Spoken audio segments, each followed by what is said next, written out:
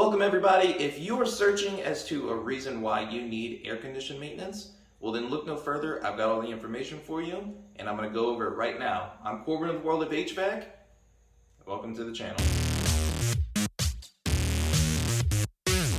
Why do you need to maintain your equipment every year?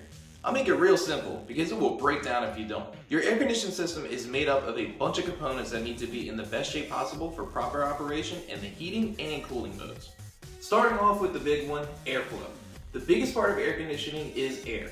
Your air filter needs to be replaced regularly, and I'm sorry, but those 3-month sales pitches on the wrapping is a lie. There are a couple of factors that go into how often you should replace your filter. If you keep an extremely clean house with no carpet or animals, then you will see a decent amount of time between filter changes. But if you have multiple animals and smoke in the house, prepare to change them very frequently. The filter is designed to remove large particles from the air before it goes to the actual system. That's because the evaporator coil is made up of very thin strips of metal that are very close together. Hairballs and dirt will get sucked into the coil and choke down the volume of air that will go over the evaporator coil. That will destroy your efficiency, causing the system to run longer and your electric bill to go up. Bad airflow can also cause the system to freeze up, and that could lead to premature compressor failure. A yearly maintenance contract will allow a technician to look at the condition of the evaporator coil and keep it clean. Airflow is also very important in the heating season as well. Gas furnaces and electric heat systems have components that get very hot when you need to raise the temperature in the house. If you have a dirty air filter, you're not allowing the proper amount of airflow to cross those heat exchangers. This will cause them to overheat. If a gas heat exchanger overheats, it could potentially create cracks in the metal that will allow carbon monoxide into your home through your breathing air. Before it gets cold, have a technician come out and check your heater. They will test these components to make sure they are working, and they will test the safety components inside the unit to make sure if the unit needs to shut down, it will. It's time to talk about drain lines. If your system can cool your house, it will produce water. That's not a big deal. It's basically taking water out of the air the same way a bottle of water will sweat when you take it out of the fridge. The drain line is connected to your air conditioner to the plumbing drains in your house. For the most part, the system runs flawlessly, but they do need to be maintained.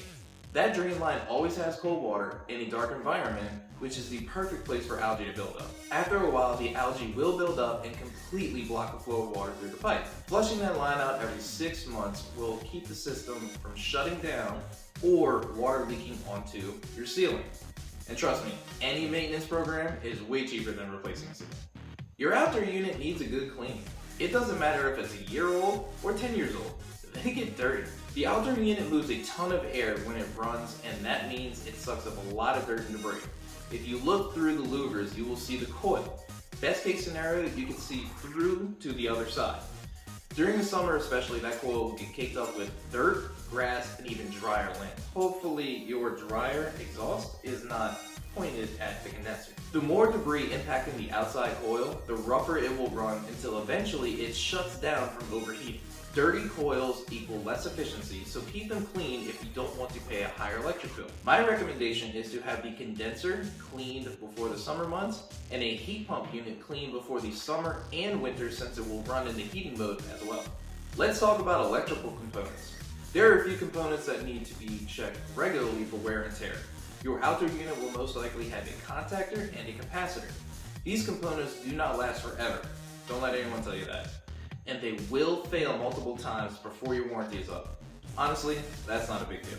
The technician during your yearly maintenance will inspect these components and determine if they need to be replaced. A contactor will need to be replaced when it becomes too pitted. Basically, the carbon deposits will build up on the terminals with repeated use until one of two things happen. It will either try and turn on and nothing happens, or it will turn on but won't be able to turn off because it welded itself shut. That will create a giant ice block in your yard. The capacitor can be tested, and the charge should fall within a percentage of the original size of the capacitor. For example, a 10 microfarad capacitor should say plus or minus 6%, which means the lowest that capacitor should read is 9.4 microfarads. Once it drops below, you should replace it before it fails. If it does fail, it will prevent either the compressor or the fan, or both, from turning on. Your indoor unit has electrical components that also need to be tested. Most blowers have a capacitor that work just like the outside unit we just went over. Those can be tested and replaced before they fail. Electric heat systems sometimes have contactors that can hit and fail just like the outdoor units. Gas furnaces have a couple of components that should be looked at before the heating season. The flame sensor needs a good cleaning every couple of years. Your inducer should be tested to make sure that there is no debris, mostly wasp nests, inside the component. And the igniter should be tested just to make sure that anything works. If you're still on the fence about getting an HVAC maintenance this far into the video, ask yourself this question: why do you get the oil change in your car? If the answer is you don't want it to break down, then apply that same mentality to your HVAC system. All of these things are machines and they will break down, but you are definitely going to last a lot longer than your neighbor who thinks that just a maintenance contract is a scam. If this video helped you out, then please hit the like button and subscribe to the channel. I have an entire playlist dedicated to helping out homeowners with questions that come up. It's being built every other week, so please tune in and see if anything can help you out.